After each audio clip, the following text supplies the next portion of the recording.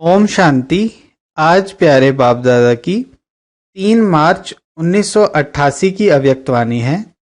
वाणी का टाइटल है होली कैसे मनाएं तथा सदा काल का परिवर्तन कैसे हो।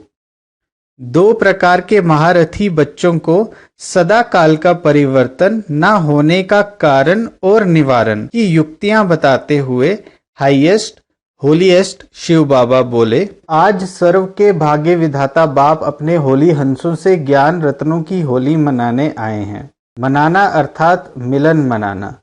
बाप दादा हर एक अति स्नेही सहज योगी, सदा बाप के कार्य में सहयोगी, सदा पावन वृत्ति से पावन दृष्टि से सृष्टि को परिवर्तन करने वाले सर्व होली बच्चों को देख सदा हर्षित होते हैं। पावन तो आजकल के गाए हुए महात्माएं भी बनते हैं, लेकिन आप श्रेष्ठ आत्माएं हाईएस्ट होली बनते हो, अर्थात संकल्प मात्र स्वप्न मात्र भी अपवित्रता वृत्ति को दृष्टि को पावन स्थिति से नीचे नहीं ला सकती। हर संकल्प अर्थात स्मृति पावन होने के कारण वृत्ति दृष्टि स्वतः ही पावन हो जाती है। न सिर्फ आप पावन बनते हो, लेकिन प्रकृति को भी पावन बना देते हो। इसलिए पावन प्रकृति के कारण भविष्य अनेक जन्म शरीर भी पावन मिलते हैं। ऐसे होली हंस वह सदा पावन संकल्पधारी श्रेष्ठ आत्माएं बन जाती हो। ऊंचे ते ऊंचा बाप हर बात में श्रेष्ठ जीवन वाले बनाते हैं। पवित्रता भी ऊंचे ते ऊंची पवित्रता, साधारण नहीं। साधारण पवित्र आत्माएं आप महान पवित्र आत्माओं के आगे मन से मानने का नमस्कार करेंगे कि आपकी पवित्रता अति श्रेष्ठ है।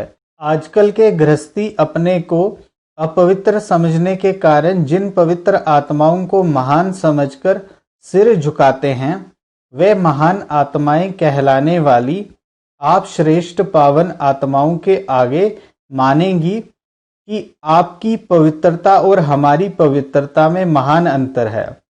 ये होली का उत्सव आप पावन आत्माओं के पावन बनने की विधि का यादगार है, क्योंकि आप सभी नंबरवार पावन आत्माएं बाप के याद की लगन की अग्नि द्वारा सदा के लिए अपवित्रता को जला देते हो। इसलिए पहले जलाने की होली मनाते हैं, फिर रंग की होली व मंगल मिलन मनाते हैं। जलाना अर्थात नाम निशान समाप्त करना। वैसे किसको नाम निशान से खत्म करना होता है तो क्या करते हो? जला देते हैं। इसलिए रावण को भी मारने के बाद जला देते हैं। ये आप आत्माओं का यादगार है। अपवित्रता को जला दिया अर्थात पावन होली बन गए। बाप दादा सदैव सुनाते ही हैं कि ब्राह्मणों का होली मनाना अर्थात होली पवित्र बनाना।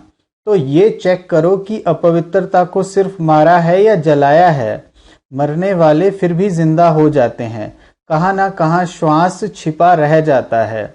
लेकिन जलना अर्थात नाम निशान समाप्त करना। कहाँ तक पहुँचे हैं अपने आप को चेक करना पड़े। स्वप्न में भी अपवित्रता का छिपा हुआ श्वास फिर से जीवित नहीं होना चाहिए। इसको कहते हैं श्रेष्ठ पावन आत्मा। संकल्प से स्वप्न भी परिवर्तित हो जाते हैं। आज वतन में बाप दादा बच्चों के समय प्रति समय संकल्प द्वारा व लिखित द्वारा बाप से किए हुए वायदे देख रहे थे। चाहे स्थिति में महारथी, चाहे सेवा में महारथी, दोनों के समय प्रति समय के वायदे बहुत अच्छे अच्छे किए हुए हैं। महारथी भी 2 प्रकार के हैं। एक है अपने वरदान व वर्षे की प्राप्ति के पुरुषार्थ के आधार से महारथी, और दूसरे हैं कोई ना कोई सेवा की विशेषता के आधार से महारथी। कहलाते दोनों ही महारथी हैं, लेकिन जो पहला नंबर सुनाया स्थिति के आधार वाले, वे सदा मन से अतीन्द्रिय सुख के, संतुष्टता के, सर्व के दिल के स्नेह के प्राप्ति स्वरूप के झूले में झूलते रहते हैं। और दूसरा नंबर सेवा की विशेषता के आधार वाले, तन से अर्थात बाहर से सेवा की विशेषता के फल स्वरूप संतुष्ट दिखाई देंगे। सेवा की विशेषता के कारण सेवा के आधार पर मन की संतुष्टता है। सेवा की विशेषता कारण सर्व का स्नेह भी होगा, लेकिन मन से व दिल से सदा नहीं होगा, कभी बाहर से कभी दिल से। लेकिन सेवा की विशेषता महारथी बना देती है, गिनती में महारथी की लाइन में आता है।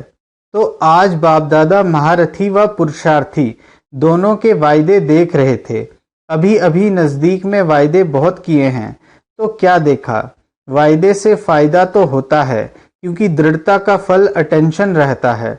बार बार वायदे की स्मृति समर्थी दिलाती है, इस कारण थोड़ा बहुत परिवर्तन भी होता है, लेकिन बीज दबा हुआ रहता है। इसलिए जब ऐसा समय व समस्या आती है, तो समस्या व कारण का पानी मिलने से दबा हुआ बीज फिर से पत्ते निकलना शुरू कर देता है, सदा के लिए समाप्त नहीं होता है। बाप दादा देख रहे थे जलाने की होली किन्होंने मनाई। जब बीज को जलाया जाता है तो जला हुआ बीज कभी फल नहीं देता। वायदे तो सभी ने किए कि बीती को बीती कर जो अब तक हुआ, चाहे अपने प्रति चाहे औरों के प्रति, सर्व को समाप्त कर परिवर्तन करेंगे। सभी ने अभी अभी वायदे किए हैं ना, रूहान में सभी वायदे करते हैं ना। हर एक का रिकॉर्ड बाप दादा के पास है, बहुत अच्छे रूप से वायदे करते हैं, कोई गीत कविता द्वारा, कोई चित्रों द्वारा। बाप दादा देख रहे थे जितना चाहते हैं उतना परिवर्तन क्यों नहीं होता, कारण क्या है, क्यों नहीं सदा के लिए समाप्त हो जाता है। तो क्या देखा? अपने प्रति व दूसरों के प्रति संकल्प करते हो कि ये कमजोरी फिर आने नहीं देंगे, व दूसरे के प्रति सोचते हो कि जो भी किसी आत्मा के प्रति संस्कार के कारण व हिसाब किताब चुकतू होने के कारण जो भी संकल्प में व बोल में व कर्म में संस्कार टकराते हैं, उनका परिवर्तन करेंगे। लेकिन समय पर फिर से क्यों रिपीट होता है? उसका कारण सोचते हो कि आगे से इस आत्मा के इस संस्कार को जानते हुए स्वयं को सेफ रख उस आत्मा को भी शुभ भावना शुभ कामना देंगे। लेकिन जैसे दूसरे की कमजोरी देखने, सुनने व ग्रहण करने की आदत नेचुरल और बहुत काल की हो गई है, उसके बदले नहीं रखेंगे। ये तो बहुत अच्छा, लेकिन उसके स्थान पर क्या देखेंगे? क्या उस आत्मा से ग्रहण करेंगे? वह बार बार अटेंशन में नहीं रखते। ये नहीं करना है, ये याद रहता है, लेकिन ऐसी आत्माओं के प्रति क्या करना है, सोचना है, देखना, वह बातें नेचुरल अटेंशन में नहीं रहती। जैसे कोई स्थान खाली रहता, उसको अच्छे रूप से यूज नहीं करते, तो खाली स्थान में फिर भी कीचड़ा या मच्छर आदि स्वतः ही पैदा हो जाते, क्योंकि वायुमंडल में मिट्टी, धूल, मच्छर है ही, तो वह फिर से थोड़ा थोड़ा करके बढ़ जाता है। जगह भरनी चाहिए। जब भी आत्माओं के संपर्क में आते हो, पहले नेचुरल परिवर्तन किया हुआ श्रेष्ठ संकल्प का स्वरूप स्मृति में आना चाहिए, क्योंकि नॉलेजफुल तो हो ही जाते हो। सभी के गुण, कर्तव्य, संस्कार, सेवा, स्वभाव परिवर्तन के शुभ संस्कार वह स्थान सदा भरपूर होगा, तो अशुद्ध को स्वतः ही समाप्त कर देगा। जैसे सुनाया था, कई बच्चे जब याद में बैठते हैं, वह ब्राह्मण जीवन में चलते फिरते याद का अभ्यास करते हैं, तो याद में शांति का अनुभव करते हैं, लेकिन खुशी का अनुभव नहीं करते। सिर्फ शांति की अनुभूति कभी माथा भारी कर देती है और कभी निद्रा के तरफ ले जाती है। शांति की स्थिति के साथ खुशी नहीं रहती, तो जहाँ खुशी नहीं वहाँ उमंग उत्साह नहीं होता, और योग लगाते भी अपने से संतुष्ट नहीं होते, थके हुए रहते हैं, सदा सोच की मूड में रहते, सोचते ही रहते। खुशी क्यों नहीं आती? इसका भी कारण है, क्योंकि सिर्फ ये सोचते हो कि मैं आत्मा हूँ, बिंदु हूँ, ज्योति स्वरूप हूँ। बाप भी ऐसा ही है, लेकिन मैं कौन सी आत्मा हूँ? मुझ आत्मा की विशेषता क्या है?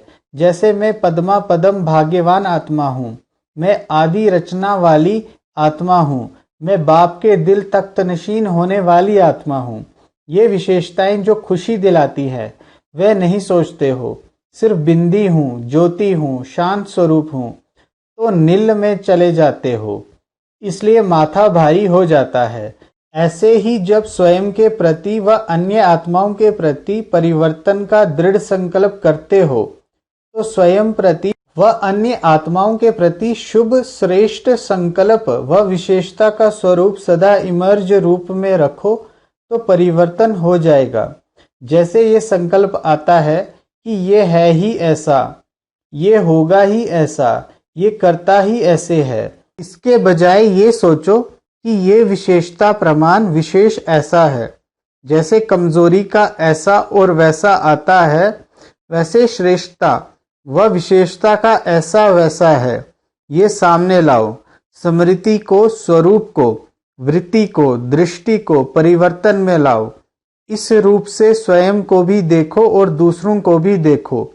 इसको कहते हैं स्थान भर दिया, खाली नहीं छोड़ा। इस विधि से जलाने की होली मनाओ। अपने प्रति व दूसरों के प्रति ऐसे कभी नहीं सोचो कि देख हमने कहा था ना कि ये बदलने वाले हैं ही नहीं, लेकिन उस समय अपने से पूछो कि मैं क्या बदला हूँ। स्व परिवर्तन ही औरों का भी परिवर्तन सामने लाएगा। हर एक ये सोचो कि पहले मैं बदलने का एग्जाम्पल बनूं। इसको कहते हैं होली जलाना। जलाने के बिना मनाना नहीं होता, पहले जलाना ही होता है। क्योंकि जब जला दिया अर्थात स्वच्छ हो गए, श्रेष्ठ पवित्र बन गए, तो ऐसी आत्मा को स्वतः ही बाप के संग का रंग सदा लगा हुआ ही रहता है। सदा ही ऐसी आत्मा बाप से व सर्व आत्माओं से मंगल मिलन अर्थात कल्याणकारी श्रेष्ठ शुभ मिलन मनाती ही रहती है। समझा? ऐसी होली मनानी है ना। जहाँ उमंग उत्साह होता है वहाँ हर घड़ी उत्सव है ही है। तो खुशी से खूब मनाओ, खेलो खाओ, मौज करो, लेकिन सदा होली बन मिलन मनाते रहो।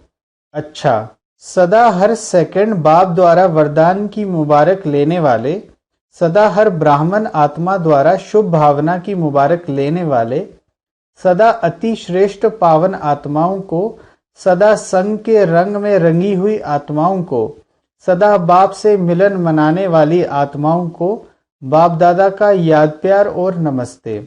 हम रूहानी बच्चों की रूहानी प्यारे बाप दादा को होली की बहुत बहुत मुबारक, याद प्यार और नमस्ते। पर्सनल मुलाकात के समय वरदान के रूप में उच्चारे हुए महावाक्य। पहली पॉइंट, सदा अपने को बाप की याद की छत्र छाया में रहने वाली श्रेष्ठ आत्मा अनुभव करते हो।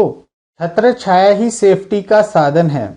इस छत्र छाया से संकल्प में भी अगर पांव बाहर निकालते हो तो क्या होगा? रावण उठाकर ले जाएगा और शोक वाटिका में बिठा देगा। तो वहां तो जाना नहीं है। सदा बाप की छत्र छाया में रहने वाली बाप की स्नेही आत्मा हूँ। इसी अनुभव में रहो। इसी अनुभव से सदा शक्तिशाली बन आगे बढ़ते रहेंगे। दूसरी पॉइंट, सदा अपने को बाप दादा की नजरों में समाई हुई आत्मा अनुभव करते हो। नयनों में समाई हुई आत्मा का स्वरूप क्या होगा? आंखों में क्या होता है? बिंदी। देखने की सारी शक्ति बिंदी में है ना। तो नयनों में समाई हुई अर्थात सदा बिंदी स्वरूप में स्थित रहने वाली ऐसा अनुभव होता है ना। इसको ही कहते हैं नूर रतन। तो सदा अपने को इस स्मृति से आगे बढ़ाते रहो। सदा इसी नशे में रहो कि मैं नूर रतन आत्मा हूँ। ओम शांति।